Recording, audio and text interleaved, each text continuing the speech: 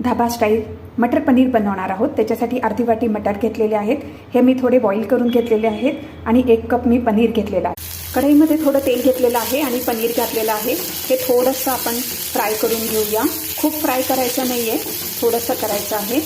2 मोठे कांदे किसून घेतले आहे, 1 टोमॅटोची प्युरी करून घेतली आहे, 1 टेबलस्पून आलं लसूण हिरवी मिरचीची पेस्ट केली। पनीर फ्राय करून झालंय, काढून घेऊया। 1 टेबलस्पून तेल गरम करायला ठेवलंय, खडा मसाला घालूया।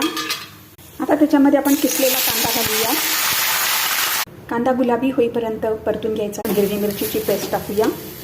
आता ह्याच्यामध्ये आपण 2 टेबलस्पून दही घातले, 2 मिनिटं परतून घेऊया। चवीप्रमाणे मीठ घालायचं आहे, हळद, लाल मिरची पावडर आणि गरम मसाला, धने जिरे पावडर घालूया।